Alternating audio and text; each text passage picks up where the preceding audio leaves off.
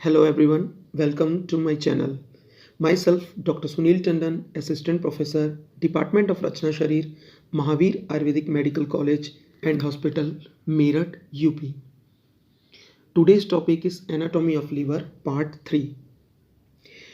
Dear student, if you have not subscribed to my channel yet, please subscribe and share my lectures to needy students to help them. Let's start the class. In last class, we studied the lobe of the liver yet. Let we study the relations. First, we come on peritoneum relation. As we know, liver is the organ of abdomen cavity and covering of the abdomen cavity is peritoneum. So, most of the liver is covered by peritoneum. Here question arises, what is peritoneum? So, peritoneum is a serous membrane lining the cavity of the abdomen and covering the abdominal organs. तो peritoneum एक serous membrane की lining है जो कि abdomen cavity को cover कर रखती है, साथ ही साथ एब्डोमेन कैविटी में रहने ऑर्गन ऑर्गन को भी कवर करती है. तो most of the liver peritoneum से कवर्ड रहती है. यहाँ पर हम पढ़ेंगे लीवर के ऐसे कौन कौन से एरिया हैं जो कि पेरिटोनियम से कवर नहीं होती है. That is bare area, second groove for the inferior vena cava, third fossa for the gall bladder and the area of attachment of lesser omentum. यहाँ पर इसे याद करने के लिए आपको एक ट्रिक बताता हूँ. थोड़ा सा फनी और चीज़ी सा है पर एटिपिकल चीज़ें ज़्यादा याद रहती हैं हमें. आपने डिस्कवरी चैनल में मैन वर्सेस वाइल्ड के बेयर ग्रिल को तो जानते होंगे. तो हमारा जो है कोड इसी से है. बेयर और उनकी जो वाइफ है उनका निक नेम है ओमेन. तो बेयर वन्ना गर्ल ओमेन, ये जो है हमारा कोड रहेगा. Bare wanna girl omen. Bare से बेयर एरिया, वन्ना से वेना केवा, गर्ल से गॉल ब्लैडर, ओमेन से लेजर ओमेंटम. ये चार जो है ऐसे करके जो है हमें ये जो पेरिटोनियम से जिसका रिलेशन नहीं रहता, ये चार हमें याद करना है. निमोनिक्स का यहाँ यूज़ इसलिए नहीं किया हूँ क्योंकि अभी जब इम्प्रेशन में यही जितने स्ट्रक्चर्स है दोबारा आएंगे तो उसमें जो है कन्फ्यूजन मत हो करके मैंने एक कोड बनाया है. आपको कोड से याद करना पड़ेगा. Bare wanna girl omen. अब नेक्स्ट स्लाइड में आते हैं. Let we study this area on detail. The first is bear area. It is triangular in shape. Second, it's situated on posterior surface of the right lobe. And thirdly, limited by the superior and inferior layer of the coronary ligament and by the right triangular ligament. तो bear area कैसा की shape का रहता है? Triangular shape का. और इसका situation कहाँ रहता है? राइट लोब के पोस्टीरियर सरफेस में इसका सिचुएशन रहता है. और ये किससे घिरे रहती है? दो लिगामेंट के द्वारा. पहला कोरोनरी लिगामेंट जिसके superior and inferior layer of coronary ligament से ये घिरी रहती है. दूसरा लिगामेंट है राइट ट्रायंगुलर लिगामेंट. अब इसी के साथ में देखते हैं the groove for the inferior vena केवा. ये भी जो सिचुएटेड रहेगी राइट लोब के पोस्टीरियर सरफेस पे. It is situated on the posterior surface of the right lobe of the liver between the quadrate lobe and the bear area. किस किस के बीच में? quadrate lobe और bear area के बीच में ये इसका सिचुएशन रहेगा. अब जो ये quadrate lobe और bear area के बीच में ये सिचुएटेड रहेगा, इसे जो है डायग्राम से समझते हैं bear area और inferior vena cava को. नेक्स्ट स्लाइड में आते हैं. Let's see the figure. Here I mark structures and ligaments by different color. First we come on bear area. तो यहाँ देख सकते हैं बेयर एरिया जो है लाइट ब्लू रंग से जो है ये मार्क है. तो बेयर एरिया जो है वो कैसा है? Triangular in shape. It is bounded by, ऊपर में देख सकते हैं आप रेड रंग से मार्क हुआ है, superior layer of coronary ligament. उसी के अपोजिट में डॉटेड डॉटेड जो लाइन रहेगा वो inferior layer of coronary ligament कहलाएगा।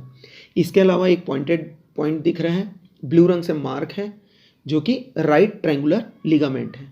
तो ये सब लिगामेंट से बेयर एरिया घिरा रहेगा और ये सिचुएटेड रहेगा कहाँ पर, posterior surface of the right lobe. अब देखते हैं second, inferior vena cava. Inferior vena cava में देखते हैं तो इंफीरियर वेना कैवा जो वेसल्स दिख रहे हैं और वो ग्रीन रंग से पॉइंटेड मार्क है इंफीरियर वेना कैवा। तो inferior vena cava situated on the posterior surface of the right lobe between the caudate lobe and bare area. Bare area हम पढ़ चुके हैं और कॉर्डेट लोब, जैसे कि हम जानते हैं कॉर्डेट लोब की राइट बाउंड्री जो है इंफीरियर वेना कैवा बनाती है। तो inferior vena cava is situated between caudate lobe and bare area. अब आते हैं थर्ड पॉइंट पे, बेयर वन्ना गल मतलब गॉल ब्लैडर। अब जैसे कि गॉल ब्लैडर में आते हैं, जैसे कि हम फिगर में देख सकते हैं गॉल ब्लैडर को, जो कि पिंक कलर से मैंने लेबल किया है। Fossa for the gall bladder situated on inferior surface of the right lobe. जैसे कि हम देख सकते हैं ये जो है क्वाड्रेट लोब के राइट बाउंड्री जो है गॉल ब्लैडर बनाती है। इसके साथ चौथा पॉइंट है ओमेन यानी ओमेंटम, ट्यूबर ओमेंटम। तो ये ट्यूबर ओमेंटम जो है वो लिगामेंटम वेनोसम के इंफीरियरली सिचुएटेड रहेगा, एक ओवल एलिवेशन रहेगा ट्यूबर ओमेंटम। इसी से जो है इसका जो एरिया रहेगा वो पेरिटोनियम से सिचुएटेड नहीं रहता है। Fossa for the gall bladder, it is situated on inferior surface of right lobe and right of the quadrate lobe. और इसके बाद the area of attachment of lesser omentum, it is also not covered by peritoneum. Let's come on next slide. Let we start visceral relation. As we know, liver has 5 surface, that is anterior surface, superior surface, posterior surface, inferior surface and right surface. तो पहले हम anterior surface को पढ़ते हैं। Please see on the figure on right side, इसे grey colour से जो area cover है वो एंटीरियर सरफेस है। कैसा है ये? It is triangular in shape and slightly convex. अब देखते हैं इसका रिलेशन किससे होता है, किस किस से इसका रिलेशन होगा। Firstly by xiphoid process. अब ज़िफाइड प्रोसेस क्या है? ज़िफाइड प्रोसेस जो है वो स्टेर्नम के लोअर पार्ट पर रहती है। Secondly by anterior abdominal wall. तो जैसे कि हम जानते हैं कि एब्डोमेन के एपिगैस्ट्रिक रीजन में कोस्टल कार्टिलेज की कवरिंग नहीं होती है और वो डायरेक्ट कवर रहती है एंटेरियर एब्डोमेन वॉल से। पिछले क्लास में आपको ये बताया गया था। अब देखते हैं thirdly, it is related to a diaphragm on each side. तो डायफ्राम कैसे सेपरेट करती है एंटीरियर सरफेस को? लंग्स और प्ल्यूरा से। इसे अगले स्लाइड में हम फिगर के साथ देखेंगे। अब नेक्स्ट पॉइंट में देखते हैं, it is anteriorly attached to the falciform ligament as shown on the figure. मैंने इसे रेड कलर में लेबलिंग किया है, which show the attachment of falciform ligament. अब जो है नेक्स्ट स्लाइड में आते हैं फिगर पे। Please see the figure as it show that how liver is separated from lungs and pleura by crura of diaphragm. Diaphragm, जैसे कि हम जानते हैं कि डायफ्राम एक मसल का पार्टीशन है जो कि थोरेसिक कैविटी को एब्डोमेन कैविटी से सेपरेट करता है। इट इज सिचुएटेड लाइक डोम, यानी कि गुंबद नुमा इसका शेप रहता है, जिसे क्रूरा ऑफ डायफ्राम कहते हैं। तो यहाँ पर फिगर में देख सकते हैं कि right and left crura that labelled on the diaphragm. I pointed a point on lower part of sternum which show the xiphisternum joint. जैसे कि हम फिगर में देख सकते हैं, एक गोल से बीच में जो एक पॉइंट है वो रिप्रेजेंट कर रही है जिफी स्टेर्नल जॉइंट को। लीवर सेपरेट रहेगी लंग से डायफ्राम के द्वारा at the level of 8 costal cartilage from the xiphisternal joint.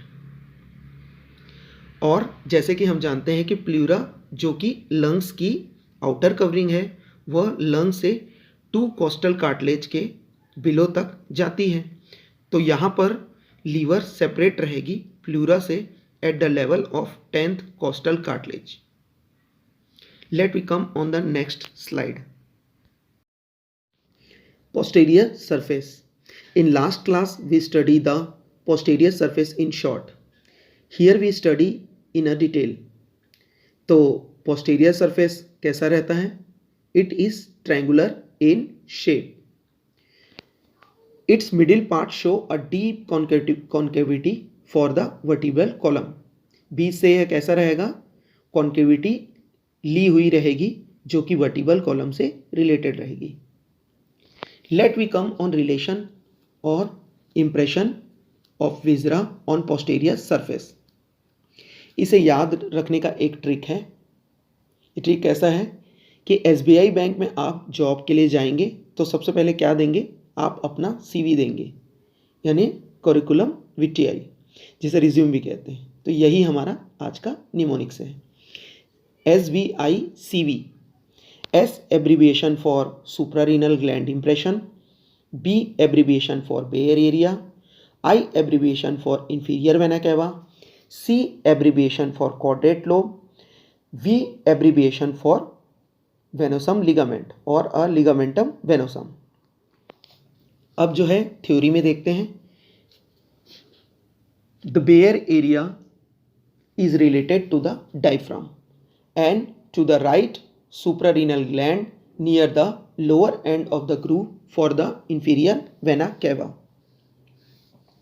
तो सबसे पहले हम सुप्रारेनल ग्लैंड को देखते हैं। तो राइट सुप्रारेनल ग्लैंड का लीवर से रिलेशन रहेगा near the inferior vena cava, groove for inferior vena cava। Bare area related रहेगी डायफ्राम से। और तीसरा इंफीरियर वेना कैवा का ग्रूव रहेगा between caudate lobe and bare area. अब इसे फिगर में अच्छे से समझते हैं। Let we come on next slide. Please see on the figure I sketch the posterior surface in light blue dotted line। अब ध्यान से देखेंगे तो आपको येलो कलर की एरिया मार्क दिखेगी जो कि राइट सुप्रारीनल इंप्रेशन को रिप्रेजेंट कर रहा है। उसी के बाहर में जो है red area marked for bare area and light green colour mark for groove for inferior vena cava as shown in a labeling। Very left to this inferior vena cava groove there is a caudate lobe। As we know, groove for inferior vena cava makes the right boundary of caudate lobe।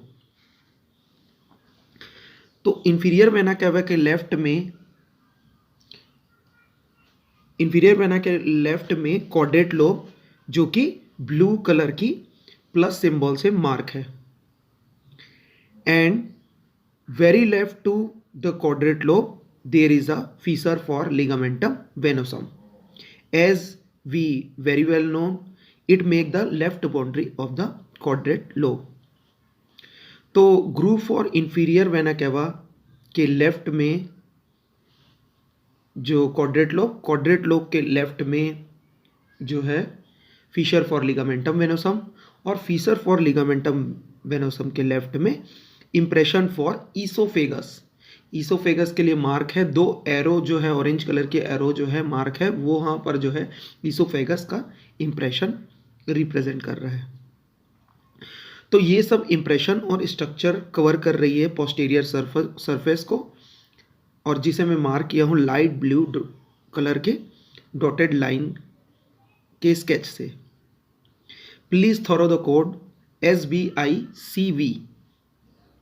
Let we study the rest of the structure in detail. Now come on next slide. अब बाकी के structure को detail में पढ़ते हैं. तो third point है caudate lobe. कहाँ पर लाई करता है caudate lobe? Superior recess of the lesser sac and it is related to the crura of the diaphragm. जैसे कि हम पहले के स्लाइड में डायफ्राम का रिलेशन पढ़ चुके हैं. Diaphragm is a muscular partition between thoracic cavity and abdomen cavity. तो बहुत सारे structures, arteries, veins thoracic cavity से एब्डोमेन कैविटी में डायफ्राम को पियर्स करके आएगी. तो इन स्ट्रक्चर के लिए डायफ्राम में प्रवेश के लिए जो है बहुत सारे ओपनिंग्स होती है. तो ऐसे ही ऑर्टा के प्रवेश के लिए एक ओपनिंग रहेगी, ऑर्टिक ओपनिंग. अब देखते हैं कॉर्डेट लोब का रिलेशन. कॉर्डेट लोब रिलेटेड रहेगा क्रूरा ऑफ डायफ्राम से एबो द ऑर्टिक ओपनिंग, उसी ऑर्टिक ओपनिंग के एबो में रहेगी. And right to the inferior phrenic artery और सीलियक ट्रंक. तो याद हमें रखना है above the aortic opening and right to the inferior phrenic artery और सीलियक ट्रंक से. अब आते हैं next is the fissure for ligamentum venosum. It is a deep fissure extend to the front of the caudate lobe. तो यह एक गहरा Fisher रहेगा जो कि कॉर्डेट लोब के लेफ्ट से शुरू होकर फ्रंट तक आती है. यह लिगामेंट वेनोसम जो रहेगा वो रेमिनेंट रहता है डक्टस वेनोसस का, जो कि पहले के क्लास में हम इंट्रायूटेराइन लाइफ में पढ़ चुके हैं. फिर भी यहाँ पर शॉर्ट में मैं बताता हूँ कि आफ्टर बर्थ जब फीटल सर्कुलेशन की ज़रूरत नहीं रहती है तो डक्टस वेनोसस रूडिमेंट हो जाता है और लिगामेंटम वेनोसम बन जाता है. And next is the oesophageal impression which is situated very left to the fissure for ligamentum venosum, जैसे कि हम फिगर में देख चुके हैं. नेक्स्ट क्लास में हम बाकी बचे surface, superior surface, inferior surface और राइट सरफेस और इसके साथ आर्टेरियल और वेनस सप्लाई लीवर की स्टडी करेंगे. अगर वीडियो पसंद आया हो तो लाइक करें. वीडियो देखने के लिए धन्यवाद. नमस्कार.